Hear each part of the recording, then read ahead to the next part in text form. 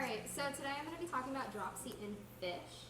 So what exactly is dropsy? It's a disease in fish where there's a fluid buildup inside the body cavity or tissues.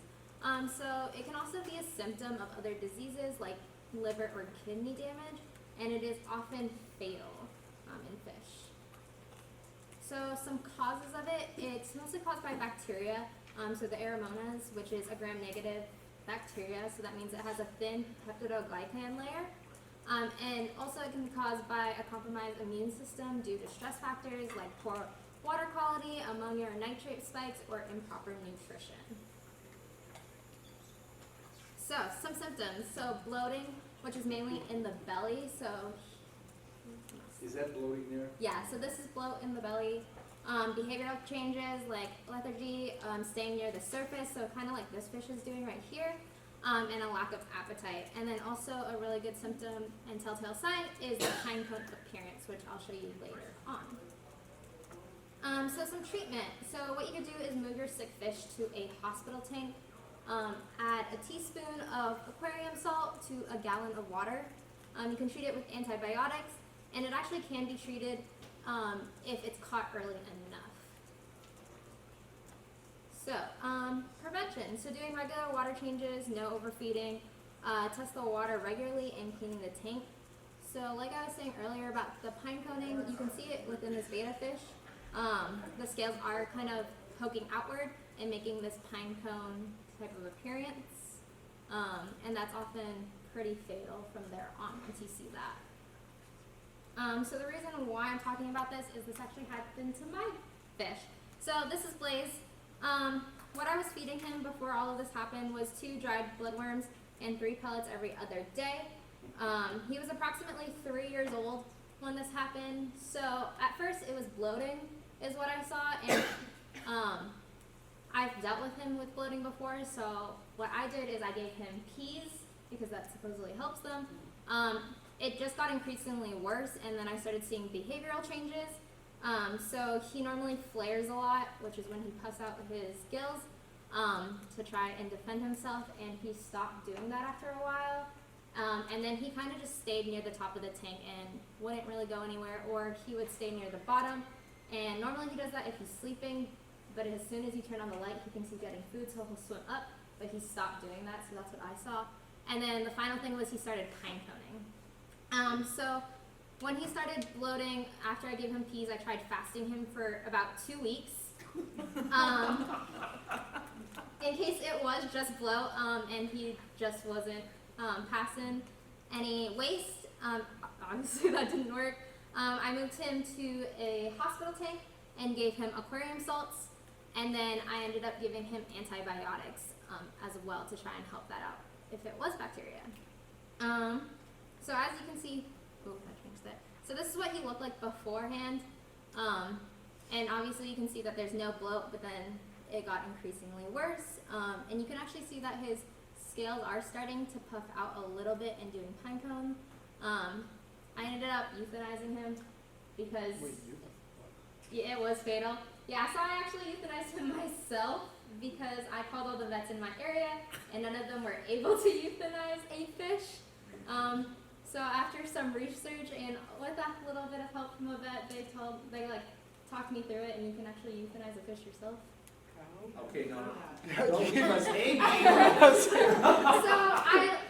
So you could either induce like blunt head trauma, which I did not do because I did not want to do that.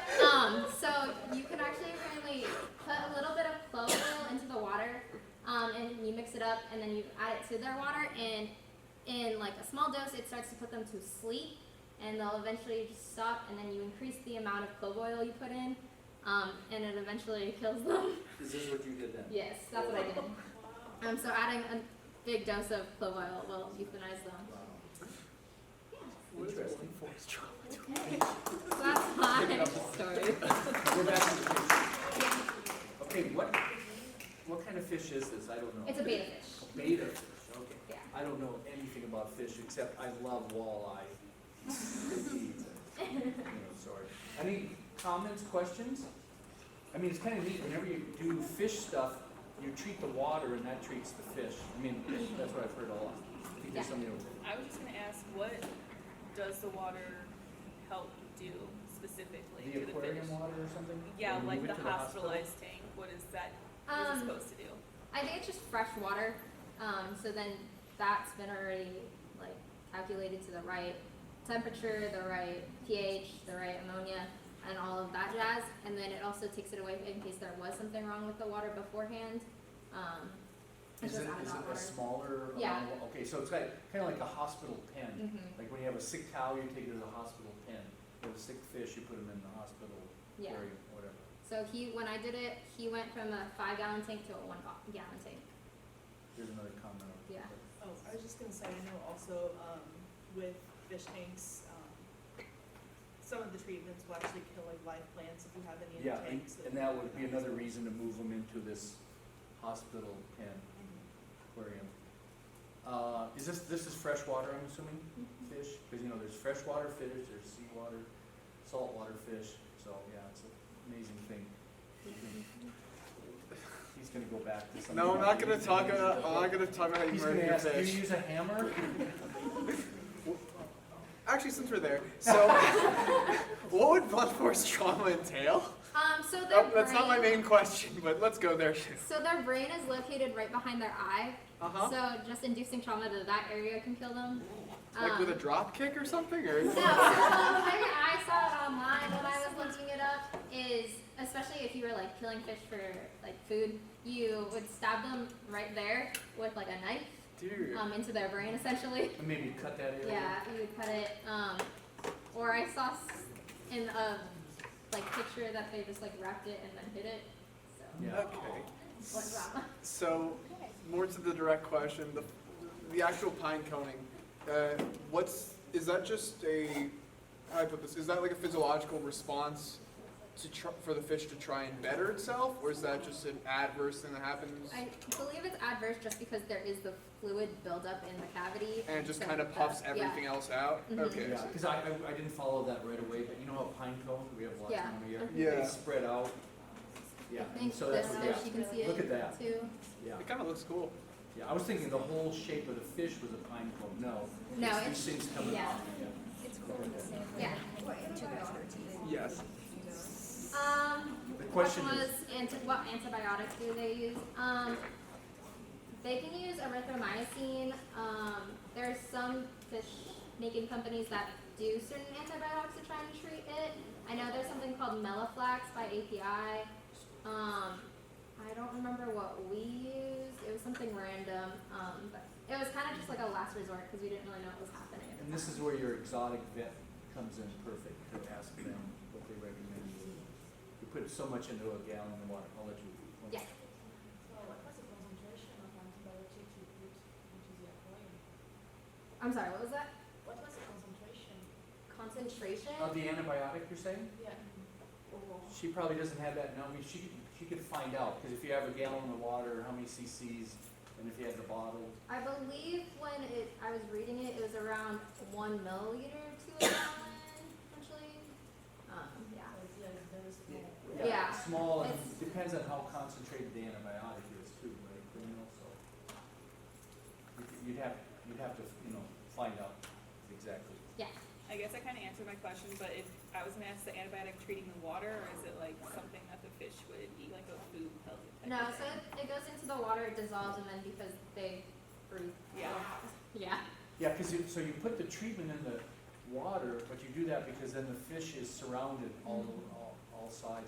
Because I remember somebody gave a presentation a couple of years ago about how to anesthetize a fish to do something with it. And you put the anesthetic agent in the water, then the fish slowly is absorbing that, and then they fall asleep, and then you can handle it for a little while. So yeah, you put the stuff in the water, but it's really to treat the fish, not to treat the water. Very interesting. Okay, and let's give her a round of applause. Let's give her a excellent. Take your flash drive out, kiddo. Did you guys see the new assignments? Yes. And next time I make assignments, I'm going to do one on the types of viruses. Because it's kind of neat. Viruses takes over cells and they replicate more virus particles. We'll learn that too. Okay, I think that's it, right? They're due next Monday. The assignment is due next Monday, right? With my parents. I love that you guys love the sardines. It's just another So set of my parents didn't want the tanks to go to waste, I can't believe. and I think they wanted something else to take care of, so I I've heard did of buy them saline. another beta It's before got I like left. 100% of your daily requirement. Yeah, that's what it said. So it's amazing. So I'm glad, I'm happy. We should try it more. Oh, I only get stuff on sale though. I never pay regular price for anything.